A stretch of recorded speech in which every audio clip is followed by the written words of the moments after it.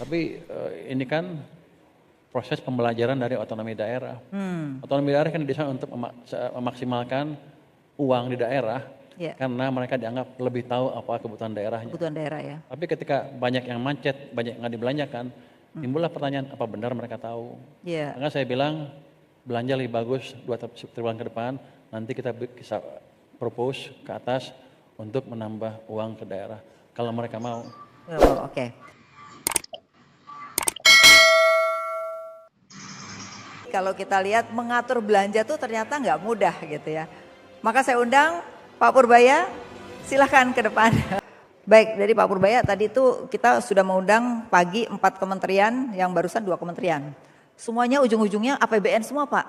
Ujung-ujungnya tuh kebutuhan APBN-nya banyak sekali. Saya sampai nggak ngebayangin kalau jadi bendahara negara atau jadi Menteri Keuangan tuh nggak mudah. Karena semua program kampung nelayan butuh uang tadi Pak. Kemudian kesehatan tadi juga butuh uang gitu. Tapi kalau kita melihat tentu saja PR-nya banyak ya Pak. Tapi saya lihat terakhir-terakhir ini ada beberapa isu yang mungkin nanti perlu Bapak sampaikan. Satu adalah orang melihat Pak Purbaya ini sosok yang membuat orang ini nggak merasa dikejar-kejar pajak, itu jadi penting. Nah artinya apa? Tetap peningkatan tax ratio dengan pajak tapi tetap memberikan insentif dari sisi dunia usaha. Kemudian kepada masyarakat juga kalau kita lihat ada beberapa sektor yang PTKP-nya dinaikkan sehingga orang merasa tenang mendapat konsumsi yang lebih tinggi Pak. Jadi itu juga ada kesenangan dari masyarakat gitu ya. Nah mungkin Sejak Bapak... kapan Bu Afilani panggil saya Pak Purbaya? Loh ini sekarang udah... manggilnya Mas Yudi dia. Oh enakan Mas aja ya, kayak lebih muda loh. Oke, Mas Purbaya. Biasanya saya panggilnya Mas Yudi, sekarang Mas Purbaya deh. Ya Mas Purbaya, jadi kalau melihat dari ini. Ya pemerintah nama saya ganti-ganti terus. Dulu Yudi, sekarang jadi Purbaya. Nanti benar lagi Yudi lagi. Yudi lagi, panggilnya Yudi. Jadi memang saya dulu di Komite Ekonomi itu memang Mas Yudi ya. Mas Yudi ini memang suatu orang yang memang punya sosok yang sebenarnya sama dengan sekarang. Orangnya nggak berubah secara personal, saya kenal gitu ya. Jadi ceplas-ceplos, sekarang ada julukan baru, cowboy ya, benar nggak? Julukan cowboy. Tapi saya melihatnya adalah sesuatu yang disampaikan itu adalah yang memang kita tahu itu yang harus dilakukan gitu. Jadi saya termasuk orang yang saya kira ini harus dilakukan supaya orang meniru gitu ya. Tapi saya bukan karena ada Mas Yudi ya. Oke silakan Mas Yudi. Jadi kita pengen dengar satu adalah bagaimana sih sebenarnya melihat sekarang ini gebrakan-gebrakan yang dilakukan itu kan tujuannya adalah setuju banget gitu. Gimana mengalihkan anggaran kalau nggak dipakai ya. Kemudian memang sesuatu yang dibutuhkan itu yang harus didahulukan sehingga pertumbuhan. Orang tuh kadang-kadang nggak percaya dengan pertumbuhan. Karena seingat saya sarasehan yang ada Pak Prabowo waktu itu, orang yang optimis pada saat itu cuman Mas Yudi. Orang lain tuh pesimis semua. Langsung Pak Prabowo tuh begini-begini. Jadi mungkin gara-gara itu Mas Purbaya bisa jadi menteri. Silakan. Pertanyaannya apa? Ya pertanyaannya tadi, nggak didengerin pertanyaannya. Saya perhatikan diri. Ya, pertanyaannya satu. Ini asik presentasi, saya nih. Masih ingat yang dikian. Jadi satu adalah tax ratio ini kan tentu saja tetap harus diperbaiki dong gitu. Nah tapi orang tuh merasa nyaman walaupun tax ratio tetap akan diperbaiki atau ditingkatkan ya. Yang kedua orang juga seneng nih, Cortex kemarin masalah-masalah sekarang akan diperbaiki. Jadi orang tuh masih merasa ada jangka waktu orang tuh mau perbaiki dengan Cortex yang ada. 2 itu dulu deh Mas dijawab. Ya, nanti baru yang lain. Lanjut presentasinya Bu. Apa? Jadi begini, waktu saya diperintah dikasih tugas menjadi Menteri Keuangan, ekonomi kita sedang melambat cukup signifikan. Tanpa orang sadari sebetulnya sejak setahun terakhir bahkan setahun setengah terakhir ya. Ekonomi diperlambat dengan kebijakan fiskal dan moneter yang tidak terlalu akurat. Saya suka kritik itu, kata orang nggak boleh kritik. Saya biar aja. Kalau saya nggak tunjukin kesalahannya saya nggak bisa betulin. Dari bulan sampai April tahun ini sebetulnya bagus, udah ada recovery, perbaikan kebijakan. Tapi Mei, Juni, Juli, Agustus ekonomi dicekik lagi dengan seperti menghilangnya uang dari sistem perekonomian. Jadi ekonomi kalau kita siklus bisnis naik turun kan gitu. Kalau lagi naik kebijakannya apa? Kita kan selalu counter cycle kan, ini perlambat sedikit boleh. Tapi kalau lagi turun kita dorong ekonominya, itu yang disebut counter cyclical measure, kebijakan untuk melawan siklus bisnis sehingga kalau naik nggak kencengan, nggak kepanasan, kalau turun nggak terlalu dalam. Jadi ketika ekonomi jatuh seperti itu, kalau kita kenain pajak di mana-mana, semuanya kenain pajak, kawinan juga katanya mau dikenain pajak kan ya? Betul. Semuanya pokoknya. Ya, bukan counter cyclical, itu pro cyclical. Lagi jatuh akan semakin jatuh lagi. Ya, setuju. Saya bisa kenakan pajak seperti itu, tapi nggak ada gunanya. Makin jatuh ekonominya, pendapatan pajak juga makin kecil kan. Yes. Saya naikin lagi pajak, makin turun lagi ke bawah. Akibatnya ya ekonomi akan terus turun ke bawah, mungkin ke resesi yang mungkin parah. Untungnya saya ekonom betulan, Bu. Saya nggak sebodoh itu kelihatannya. Agak pinter dikit lah. Jadi kita balik dengan kebijakan yang pro-cyclical tanpa mengeluarkan uang terlalu banyak. Artinya saya belum sampai ke titik untuk ekspansi fiskal. Ya. Yang saya kerjakan adalah mengoptimalkan semua uang yang ada milik di tangan saya semua. Saya lihat kan pemerintah punya uang banyak di bank sentral. Setiap tahun tuh sisanya banyak tuh, Febrio tuh kerjanya nggak betul tuh Feb. Udah Setiap keluar tahun obligasi. tuh 400 sampai 500 triliun sisanya. Ya saya pikir kita belanjakan itu cepat. Saya balikin 200 triliun ke sistem perekonomian kan. Orang bilang, itu langkah yang luar biasa. Padahal itu langkah yang paling gampang, nggak mikir. Cuman saya pindahin uang saya dari BI ke perbankan, udah. Sebetulnya untuk bank juga nggak ada syarat macam-macam. Pokoknya lu belanjain aja. Ya. Tapi kalau kata Febri mesti ada syaratnya, udah saya syarat lah biar kelihatan saya pejabat. Kasih ini. Padahal itu nggak ada syarat. Ya. Mereka bisa belanjakan suka-suka mereka sebetulnya. Ya. Ada yang conditionality itu saya taruh karena emang prosedurnya seperti itu kan ya, nggak apa-apa selama masih bisa jalan semuanya. Ya. Tapi bunga turun kok Pak, pada seneng bunga turun. Ya itu kan orang tadinya nggak percaya. Kalau dipindahin ke sistem gimana? Pasti bunga turun karena ada oversupply, tambahan uang di perekonomian. Orang nanya lagi, itu canggih banget cara berpikirnya. Enggak juga, itu hukum ekonomi yang paling sederhana, supply demand. Ya. Saya tambah supply-nya, harganya turun. Harga uang adalah bunga, jadi bunga turun.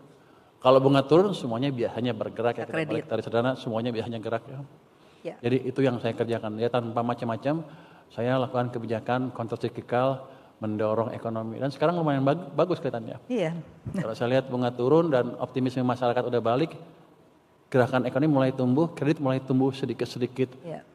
Belum secepat yang saya harapkan, tapi udah jelas pembalikan arah ekonomi sudah terlihat. Sudah kelihatan. Dan kalau saya lihat yang paling penting untuk saya sebagai pemerintah adalah bagaimana penilaian masyarakat ke pemerintah.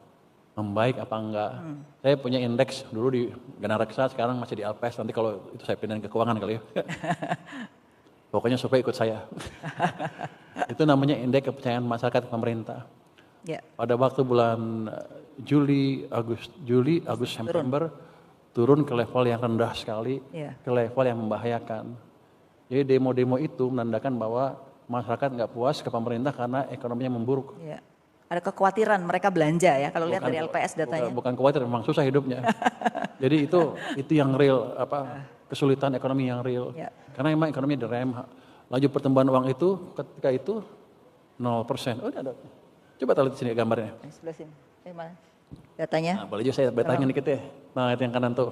Nah, itu yang oranye sebelah kanan tuh indeks kepercayaan konsumen terhadap pemerintah. 100. Itu kan itu dari bulan Juli, Agustus, sampai September turun dari 117 ke 101. 101 ya. Bahaya itu. Kalau nggak kita balik itu turun. Kalau Anda balik dibandingkan level-level sebelumnya, tahun-tahun sebelumnya, itu udah hanya sedikit lebih tinggi dibanding level pada waktu Covid.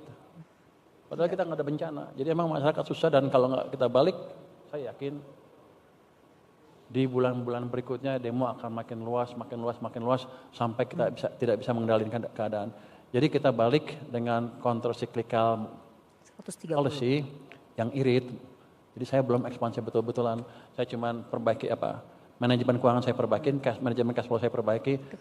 Pemerintah yang belanjanya masih lambat, saya himbau lah, bukan saya cawe-cawe ya. Kamu perlu apa? Ya saya bantu biar cepat, biar belanja lebih cepat. Tapi sebagian orang bilang itu cawe-cawe, tapi enggak cawe-cawe. Saya enggak ikut campur kebijakan mereka. Yang penting belanjanya diserap tepat waktu, tepat sasaran. Dan yang Pemda juga kan sama kan. Mereka datang ke saya tuh suatu saat, berapa 18 gubernur protes, uang saya kurang, ini tahun depan gimana? Terus saya lihat uangnya, ternyata uang dia kemarin ada 230-an nganggur. Kenapa itu nggak dipakai dulu biar ekonominya muter? Jadi tujuannya supaya ekonomi triwulan keempat ini tumbuh di atas 5,5%. Iya, waktu itu kan waktu terjadi efisiensi memang kalau kita lihat pertumbuhan terganggu kan, kita lihat waktu itu di bawah 5 ya, sebelum sebelum Mas Yudi masuk gitu. Tapi kemudian banyak insentif-insentif kepada masyarakat terkait dengan pajak yang dikurangi, yang 10 juta itu naikkan. Nah itu kan implementasinya belum terjadi kan, nanti pada Maret biasanya pajaknya baru kelihatan gitu. Nah ini seperti apa implementasi dari sektor wisata yang dikurangi dari 5 PTKP-nya dari 5 juta jadi 10 juta itu kan udah beberapa itu seperti apa itu polisinya itu? Ya dengan announcement efek aja mereka udah seneng kalau udah di announce akan itu kan mereka akan merasa lebih kaya kan, biasanya begitu kan. Betul. Dia akan lebih berani belanja lagi. Tapi bukan itu aja. Ketika ekonomi dorong lebih cepat dengan policy yang saya sebutkan tadi antara lain ya sektor wisata juga akan tumbuh lebih cepat lagi kan, karena orang banyak duit, oke, kita belanja. Orang yang tadinya duitnya pas-pasan, berani juga jalan-jalan, kenapa? Nanti kan ke depan gampang cari duit lagi, kira-kira gitu. Jadi ini kan mendorong semuanya. Jadi kebijakan mempercepat pertumbuhan ekonomi adalah membuat semuanya orang senang, sekaligus menaikkan pendapatan pajak saya, memperbaiki juga tax ratio saya. Karena selain government sector juga, saya pastikan private sector juga berjalan. Nah itu penting. Jadi monetary policy ketika saya fiskal kenapa ngomong moneter ya? Boleh Pak Febrio? izin Pak, izin. Boleh dong. Saya ngomong sedikit. Ketika kebijakan fiskal berdampak ke moneter, ke bertambahnya uang di sistem, yang paling bergerak duluan adalah sektor real, swasta, bukan pemerintah. Jadi itu akan menggerakkan sektor real dengan lebih cepat lagi. Kalau kita bandingkan, Anda pasti nanya tax ratio gimana? Pada waktu zamannya Pak SBY, tax ratio itu sekitar 11. Betul. 11%. Zaman Jokowi turun 10,5, antara 10 sampai 10,5. Itu sekitar 0,5 sampai 1%. Kenapa? Yang zamannya Pak SBY itu private sector yang jalan, zamannya Pak Jokowi BUMN dan government sector lah kira-kira. Kalau sekarang saya hidupkan lagi private sector, kan kira-kira tax ratio saya akan naik 0,5 sampai 1%. Dari sekarang 10 ya? Sekarang masih 10 kan? 10 sampai 11 sudah hampir di tangan. Itu income tambahan ke saya itu 120 sampai 240 triliun tanpa ngapa-ngapain. Jadi saya aktifkan sana untuk menaikkan pendapatan pajak saya. Oke, nah kalau tadi melihat private sector kan akan menjadi satu hal yang diharapkan kan. Tapi kalau melihat dari kondisi saat ini gitu, apa masih yakin dengan private sector nih? Karena private sector nih sama-sama menunggu nih. Gimana cara memberikan keyakinan private sector ini bisa melonjak? Gimana Pak? Kebijakan fiskal dan moneter sedikit. Boleh lah itu. Ada delaynya di perekonomian tuh, nggak langsung hidup. Biasanya kalau di Amerika katanya 14 bulan. Kalau di sini tuh 4 bulan udah kelihatan tuh, itu moneter bergerak, 4 bulan nanti private sektornya udah mulai tumbuh lebih cepat. Kreditnya mungkin sebulan 2 bulan udah tumbuh lebih cepat juga. Jadi ada delay dari kebijakan yang saya lakukan. Tapi saya yakin itu pasti akan terjadi karena stimulusnya tidak saya hilangkan di bulan-bulan ke depan. Bahkan kalau yang 200 tadi kurang, saya akan tambah lagi. Saya orang kaya, Bu. Serius banget Bu ini. Serius tuh dengerin Menteri Keuangan ngomong.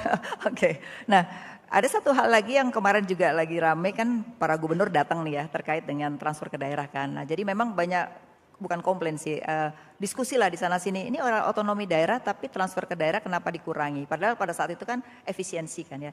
Tapi kalau kemarin statement dari Menteri Keuangan adalah bisa belanja nggak? Kalau nggak bisa belanja baru kalau bisa belanja baru saya tambahin gitu. Tapi sebenarnya di era otonomi ini kan transfer ke daerah itu sebenarnya seperti apa sih lebih gambarannya gitu ke depan? Jadi waktu saya jadi Menteri Keuangan kan bulan September ya, September tanggal 8 kan.